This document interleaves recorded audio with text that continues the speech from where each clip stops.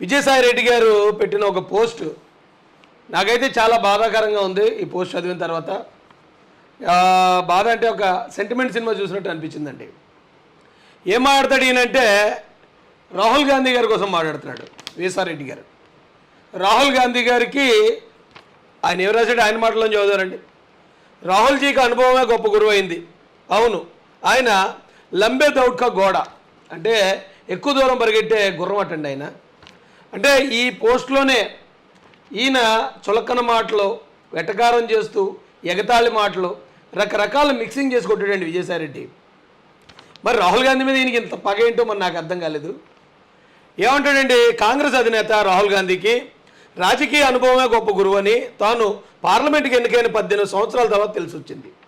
18 సంవత్సరాల తర్వాత ఆయన తెలిసి వచ్చిందటండి. కానీ విజయసాయి రెడ్డి గారికి అలా కాదు, ఇలా రాజకీయంలోకి వచ్చినట్టే అలా తెలిసిపోయింది. ఎందుకంటే ఎలా బ్రతకాలి, రాజకీయంలో ఎలాంటి ఎత్తులు కన్నింగేసాలు ఎలాంటివి చేయాలనేది విజయసాయి రెడ్డి గారికి తెలిసినంత పాపం రాహుల్ గాంధీ గారికి తెలియలేదటండి. చూసింది ఎక్కువ, ఏది ఉండండి ఒకసారి తెలిసి వచ్చింది. 34 ఏళ్ల వయసులో లోక్సభకి ఎన్నికైనప్పుడు ఆయనకి తెలిసింది తక్కువ, చూసింది ఎక్కువ.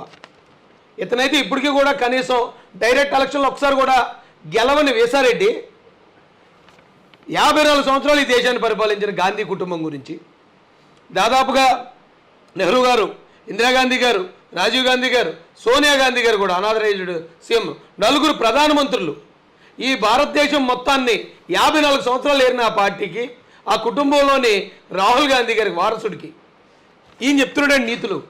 నిన్నగాక మొన్నటిదాకా కూడా చార్టెడ్ అకౌంట్గా కూర్చుని పద్దులు రాసుకున్న విజయసాయి రెడ్డి ఈ రోజున గాంధీ కుటుంబానికి రాజకీయం ఎలా చేయాలో నేర్పిస్తున్నాడండి. బా, ఇది ఆనందపడాలా బాధపడాలా నాకు అర్థం కావట్లే. అయితే ఇప్పుడు ఇస్తాను నేను విజయసాయి రెడ్డికి, ఆయన పైన ఉన్న జగన్ రెడ్డి గారికి, అలా ఎవరైతే ఉన్నారో వాళ్ళందరికీ కూడా ఆధారాలతో వీళ్ళకున్న అనుభవం ఏంటి, రాహుల్ గాంధీ గారికి లేని అనుభవం ఏంటి ఈరోజు నేను క్లియర్గా తెలియజేస్తానండి.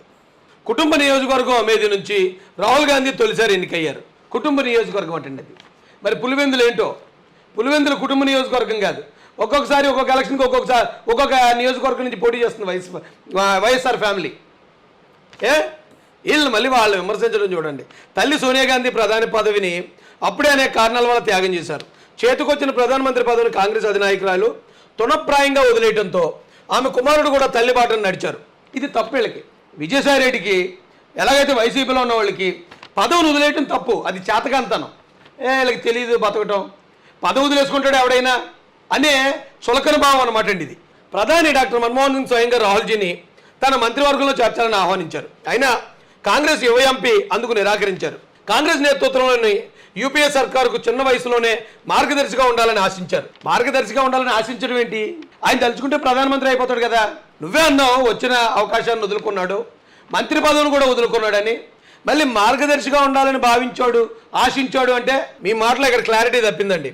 ఈ నేపథ్యంలో అత్యధిక సర్క్యులేషన్ గల ఇంగ్లీష్ దినపత్రిక టైమ్స్ ఆఫ్ ఇండియా ప్రతినిధి రాహుల్జీని ఇంటర్వ్యూ చేశారు. అప్పటి ఆయన పార్లమెంట్లోకి అడుగుపెట్టి 4 రోజులు కూడా నిండలేదు. ప్రధాన పదవి అధిష్ఠించడం పెద్ద విషయం కాదు. రాహుల్ గాంధీ అన్నారటండి, ప్రధానమంత్రి పదవి అధిష్ఠించడం పెద్ద విషయం కాదు నాకు అని. వాస్తవమే.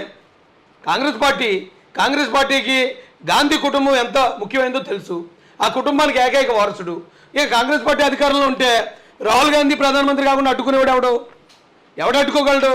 నేను ప్రధాని కావడం పెద్ద విషయం కాదు. మా ముత్తాత నెహ్రూజీ ప్రధానిగా ఉన్నారు, మా నాయనమ్మ ఇందిరాజీ ప్రధానమంత్రి పీఠంపై కూర్చున్నారు, నా తండ్రి రాజీవ్జీ ప్రధానిగా పనిచేశారు.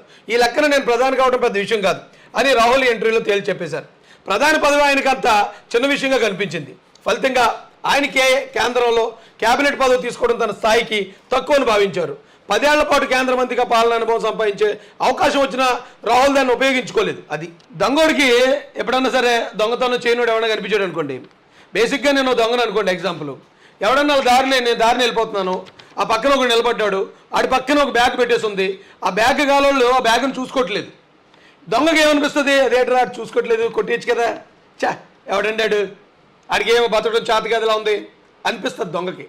ఎందుకంటే దొంగతనం చేసే అవకాశం ఉన్న అవతలోడు దొంగతనం చేయకపోతే ఆడి చేతగానోళ్ళు కనిపిస్తాడు. ఎందుకంటే బేసిక్గా ఈడు దొంగ కాబట్టి. యూపీఏ పాలన తర్వాత వరుసగా 2 సార్లు పార్లమెంట్ ఎన్నికల్లో ఆయన పార్టీకి కనీసం 100 సీట్లు కూడా రాలేదు. మరో 20 నెలల్లో జరిగే 18వ లోక్సభ ఎన్నికల్లో కాంగ్రెస్ బలం సెంచరీకి చేరువయ్యే అవకాశాలు కనిపించట్లేదట.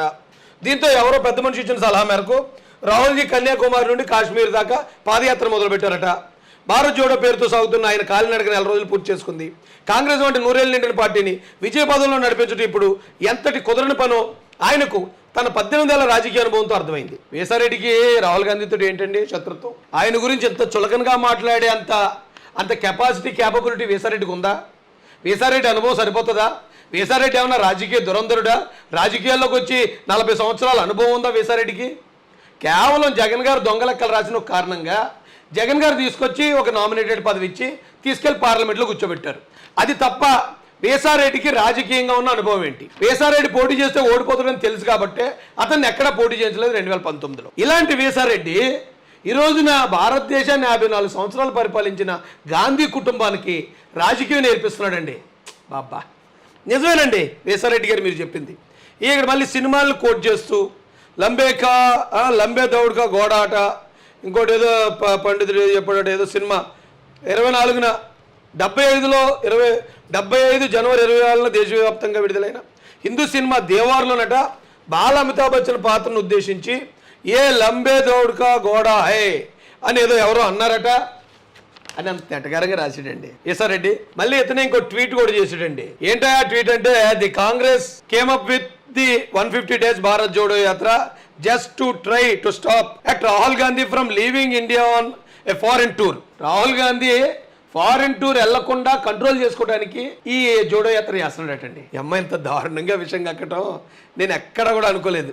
The toughest task for Rahul Gandhi is not the walk about to resist the temptation of flying abroad on vacation. అంటే అతను వెకేషన్కి వెళ్లకుండా కంట్రోల్ చేసుకోవడానికి, ఫారిన్ వెళ్ళిపోకుండా ఉండడానికి కంట్రోల్ చేసుకోవడానికి పాదయాత్ర చేస్తున్నాడు. అంటే ఎవరైనా షుగర్ తగ్గించుకోవడానికి ఏదో వాకింగ్ చేస్తున్నారు, లేకపోతే ఇంకోటి ఏదో కంట్రోల్ చేసుకుని వాకింగ్ చేస్తున్నారు అంటారు చూసారా, ఆ స్థాయిలో ఫారిన్ వెళ్లకుండా అంటే తన ఆ దురలవాటును ఆపుకోవటానికి ఏదో క్యాజువల్గా చేస్తున్న వాకటండి జోడో యాత్ర. అంటే కాశ్మీర్ నుంచి కన్యాకుమారి దాకా చేసే జోడో యాత్ర వేసారెడ్డి చెప్తున్నాడు. నిజమే వేసారెడ్డి గారు, నిజంగానే రాహుల్ గాంధీకి బతకడం తెలియదండి.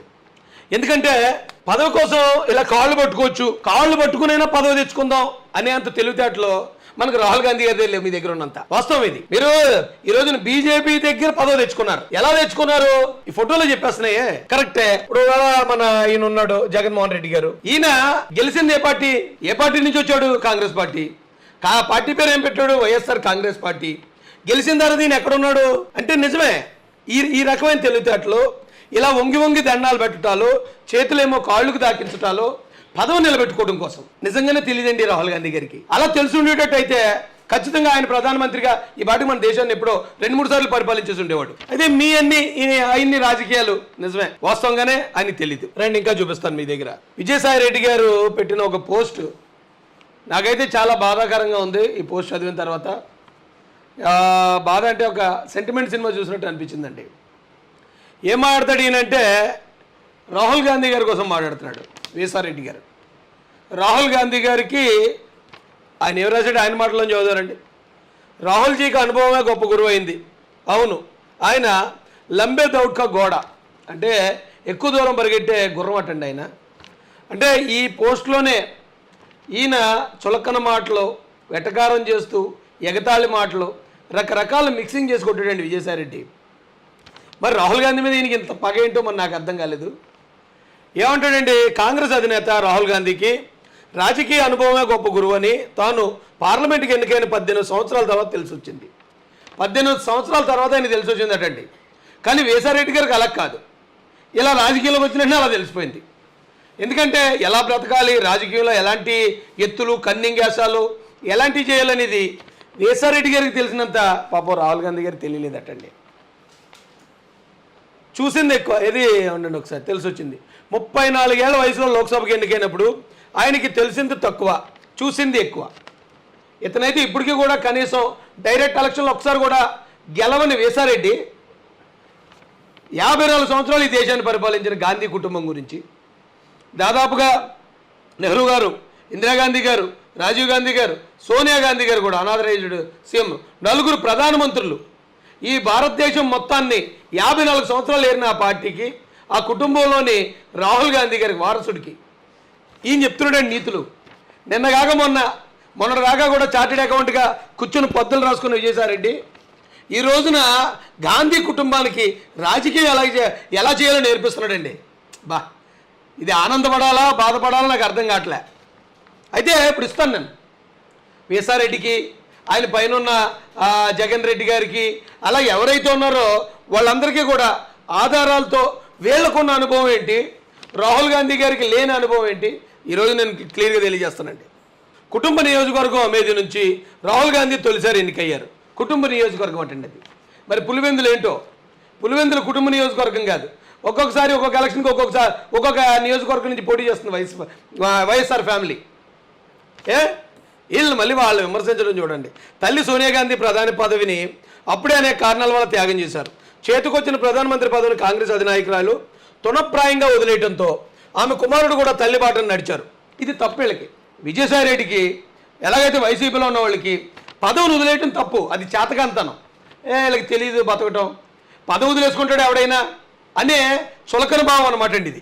ప్రధాని డాక్టర్ మన్మోహన్ సింగ్ స్వయంగా రాహుల్జీని తన మంత్రివర్గంలో చేర్చాలని ఆహ్వానించారు. అయినా కాంగ్రెస్ యువ ఎంపీ అందుకు నిరాకరించారు.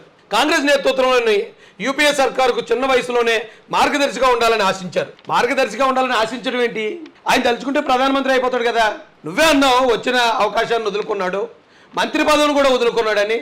మళ్ళీ మార్గదర్శిగా ఉండాలని భావించాడు, ఆశించాడు అంటే మీ మాటలో ఇక్కడ క్లారిటీ తప్పిందండి. ఈ నేపథ్యంలో అత్యధిక సర్క్యులేషన్ గల ఇంగ్లీష్ దినపత్రిక టైమ్స్ ఆఫ్ ఇండియా ప్రతినిధి రాహుల్జీని ఇంటర్వ్యూ చేశారు. అప్పటి ఆయన పార్లమెంట్లోకి అడుగుపెట్టి నెల రోజులు కూడా నిండలేదు. ప్రధాన పదవి అధిష్ఠించడం పెద్ద విషయం కాదు. రాహుల్ గాంధీ అన్నారటండి, ప్రధానమంత్రి పదవి అధిష్ఠించడం పెద్ద విషయం కాదు నాకు అని. వాస్తవమే. కాంగ్రెస్ పార్టీకి గాంధీ కుటుంబం ఎంత ముఖ్యమైనదో తెలుసు. ఆ కుటుంబానికి ఏకైక వారసుడు. ఇక కాంగ్రెస్ పార్టీ అధికారంలో ఉంటే రాహుల్ గాంధీ ప్రధానమంత్రి కాకుండా అడ్డుకునేవాడు ఎవడు అడ్డుకోగలడు? నేను ప్రధాని కావడం పెద్ద విషయం కాదు. మా ముత్తాత నెహ్రూజీ ప్రధానిగా ఉన్నారు, మా నాయనమ్మ ఇందిరాజీ ప్రధానమంత్రి పీఠంపై కూర్చున్నారు, నా తండ్రి రాజీవ్జీ ప్రధానిగా పనిచేశారు. ఈ లెక్కన నేను ప్రధాని కావడం పెద్ద విషయం కాదు అని రాహుల్ ఇంటర్వ్యూలో తేల్చి చెప్పేశారు. ప్రధాని పదవి ఆయనకు అంత చిన్న విషయంగా కనిపించింది.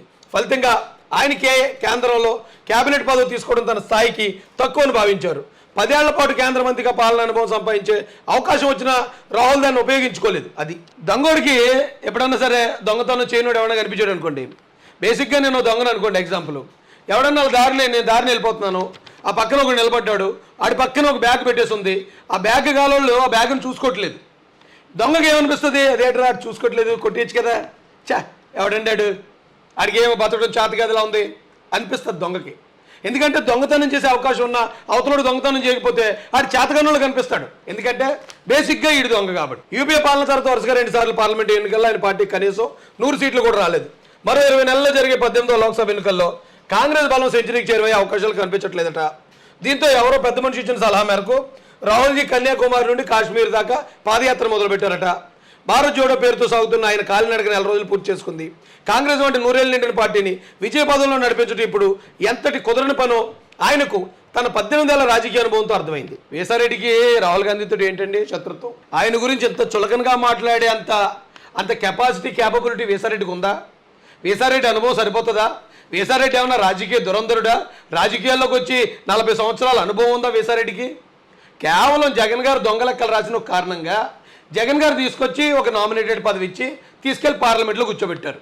అది తప్ప వీసారెడ్డికి రాజకీయంగా ఉన్న అనుభవం ఏంటి? వీసారెడ్డి పోటీ చేస్తే ఓడిపోతాడని తెలుసు కాబట్టి అతన్ని ఎక్కడా పోటీ చేయించలేదు 2019లో. ఇలాంటి వీసారెడ్డి ఈ రోజున భారతదేశాన్ని 54 సంవత్సరాలు పరిపాలించిన గాంధీ కుటుంబానికి రాజకీయం నేర్పిస్తున్నాడండి. బాబా నిజమేనండి వీసారెడ్డి గారు మీరు చెప్పింది. ఇక్కడ మళ్ళీ సినిమాలను కోట్ చేస్తూ లంబే దౌడ్కా గోడాట, ఇంకోటి ఏదో పండితుడు చెప్పాడు ఏదో సినిమా 24న 75 జనవరి 24న దేశవ్యాప్తంగా విడుదలైన హిందూ సినిమా దేవార్లోనట బాల అమితాబ్ బచ్చన్ పాత్రను ఉద్దేశించి ఏ లంబే దౌడ్కా గోడా హే అని ఏదో ఎవరో అన్నారట అని అంత నెట్టగారంగా రాశాడండి వీసారెడ్డి. మళ్ళీ ఇతనే ఇంకో ట్వీట్ కూడా చేసాడండి. ఏంటా ట్వీట్ అంటే, the Congress came up with the 150 days Bharat Jodo Yatra just to try to stop Rahul Gandhi from leaving India on a foreign tour. Rahul Gandhi foreign tour వెళ్లకుండా కంట్రోల్ చేసుకోవడానికి ఈ జోడో యాత్ర చేస్తున్నాడటండి. అమ్మాయి ఇంత దారుణంగా విషయం కక్కటం నేను ఎక్కడ కూడా అనుకోలేదు. The toughest task for Rahul Gandhi is not the walk about to resist the temptation of flying abroad on vacation. అంటే అతను వెకేషన్కి వెళ్లకుండా కంట్రోల్ చేసుకోవడానికి, ఫారిన్ వెళ్ళిపోకుండా ఉండడానికి కంట్రోల్ చేసుకోవడానికి పాదయాత్ర చేస్తున్నాడు.